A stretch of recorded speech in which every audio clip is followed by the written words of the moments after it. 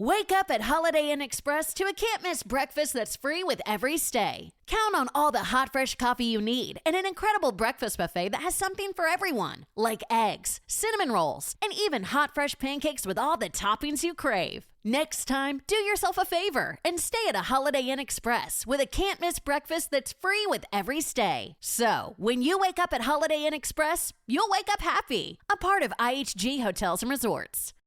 Here's to holiday traditions, the ones that started as a quick laugh but are now irreplaceable. Here's to the recipes that require Grandma's mixing bowl because they just won't taste the same without it. The Chinette brand believes in spending more time on traditions and less time cleaning up. With the Chinette Crystal, Comfort, and Classic collections, we can help make your holiday celebrations better for years to come.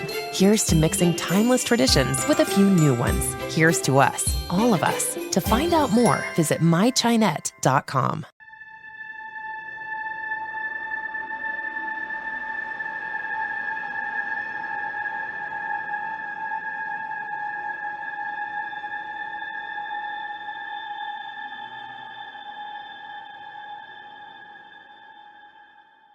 Hello, my paranormal peeps. This is Matt Harvey coming back to you with another Deep Woods Paranormal podcast. This is the Bigfoot Special Edition. Yes, you are looking at a map behind me, and this is just a map I got offline. We're going to go more into detail on this in just a minute. So let me introduce myself. Again, my name is Matt Harvey. I am the founder and lead investigator with Deep Woods Paranormal. I've been researching Bigfoots for about 12 years now going on. You can see the hat has a lot of dirt and grime and sweat and all that other stuff from being out in the field looking for these things. So I got my start back, like I said, about 12 years ago in the middle of a ghost tour. We're out in the forest looking for ghosts, and about 30 of us had a Bigfoot experience. But we can say that had to be, like, there was nothing else it could have been but a Bigfoot. It was standing in the clearing. We could clearly see it. It could see us. And we had multiple interactions with the thing until it finally decided to walk away. Anyways, if you haven't listened to our regular podcast, it comes out every Monday. This is the podcast for Friday. Go back and listen to that. We've talked about Bigfoot so many times, but we're going to kind of move on to some new subjects. As I talked about before in the previous podcast, we will be talking about Bigfoots in different states. Texas is one of the states that has a lot of reports. It's also a state that has a lot of non-reported reports. The more I meet people out here, the more I kind of interact with people and they introduce me to other people.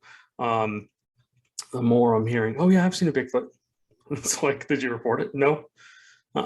They're afraid of being ridiculed.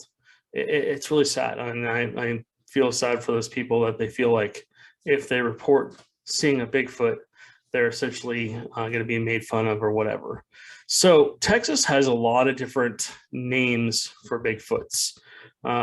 Boggy Bill, the Booger, Caterpillar, Old Hairy Bill, Old Skunk Bill, Pecos Bill, and Wood Booger. So you're asking, okay, what's the difference between all these? Well, I mean, Bigfoots come in all shape and sizes. I mean, they're not necessarily 10, 12, 14 feet tall. Sometimes they're babies. They're juveniles. They're growing up. Some of them are really, really big. Some of them are really small. I've seen all the way up to about 20 feet tall-ish. Scary as hell to see a giant hairy thing basically standing behind a tree and pushing the branches down so that it can look at you. Yeah, you haven't lived until they've seen that. I've had that happen maybe twice, both at night. I think those were like the dominant male. I'll get into that another time. But so let me share my screen with you. We're going to go over to Google Maps here. All right. So if you're listening to the podcast, I'll be as descriptive as I can. if you're watching, you'll get a little bit better idea of what is going on. But so I stopped documenting reports around the United States about 4 or 5 years ago. I've just recently started back up. Anytime I hear a credible report, I go through and I look in that area and go, okay, yeah, that looks like an area where there possibly could be a Bigfoot. And that's kind of closed-minded, if you will, to say, oh, well, I don't think they could be somewhere else. But, it's just, I'm looking into the possibility of, could that be an area they could be? So just keep that in mind. Anyways, so I basically have started pinning, again, all these blue pins are Bigfoot reports around the United States. There's probably more than thousands more, but we're going to focus today here on Texas. Now, if you cut Texas in half, right down the middle here, if you're looking towards Louisiana, you'll see all these yellow pins. Now, the stuff in the middle, if you're watching the video, isn't really a lot of Bigfoot reports. There are some in here. The blue ones are more Bigfoot reports, but most of the yellow ones on the outside, the Texas-Louisiana border, through the different forests here. Let's just zoom in and I'll kind of name some of these. Believe it or not, around the Houston area, East Houston, Northeast Houston, and even Southwest Houston, and then Southwest Houston has a lot of reports. The Austin area have some, even around San Antonio, all the way down into like almost Corpus Christi. I have a friend down there that didn't believe in Bigfoots until he had an encounter. And he messaged me. He's like, Matt, you won't believe what just happened. That's how it always starts. We go from non-believer to believer, which is awesome. But yeah, so anyways, maybe we'll have him on one of these days and just have him talk about his story. So what I want to focus on is some certain areas in here. Let's go into these national forests. So Davy Crockett National Forest. This is a hot spot for Bigfoots. And it goes all the way across. There's several sections of green belts. I'll call them green belts. It's basically heavily forested areas where there are little to no people, but people go in and hunt in this area, or they recreate, like camp or hike or whatever, and they have sightings through the days. If you listen to the reports, about 90% of reports are actually of people seeing them crossing roads, and they're always 6 to about 10 feet tall. They always report them basically looking like a male. And I believe what happens is that if you're watching this, you can see all the little blue dots. So, these are just places people have possibly seen them. But if you look in these areas, these green belts here, through these forests, like the Davy Crockett National Forest, they have clusters of reports in certain areas. So I'll get into this more detail later. This podcast is only going to be about 10 to 15 minutes, and I'm already at almost 8 minutes. So anyways, this is, like I said, this is going to be a shorter podcast. And so I'm just trying to really get this done. But if you come in here, you can see the different areas that they're in. People ask me all the time, what makes a good... Let's face it, most people aren't making massive turkey feasts on the regular, and after 364 days of not thinking about it, it can be hard to get that bird just right. That's where Instacart, the holiday rescue app, comes in. From getting all the ingredients to prep a full seasonal spread to getting last-minute swaps in a turkey emergency, Instacart has everything a holiday host needs to save face and save dinner. And right now, if you download Instacart, you get free delivery on your first 3 orders and delivery in as fast as 1 hour. Offer valid for a limited time. $10 minimum per order. Additional terms apply. Don't get your tinsel in a tangle. Plato's Closet in North Charleston and West Ashley can help make your holiday easier with cash for clothes. Sell us your gently used trendy styles to earn cash on the spot. We need your denim, dressy clothes, sweaters, boots, and more. Plato's Closet buys and sells sustainable styles. Earn cash to make holiday spending less stressful. Don't get your tinsel in a tangle this year. Simply get cash for your cool clothes at Plato's Closet. Plato's Closet, located in West Ashley on Sam Rittenberg Boulevard and North Charleston on Rivers Avenue. Okay, round 2. Name something that's not boring. A laundry? Ooh, a book club. Computer solitaire, huh? Ah, sorry, we were looking for Chumba Casino. That's right, ChumbaCasino.com has over 100 casino-style games. Join today and play for free for your chance to redeem some serious prizes.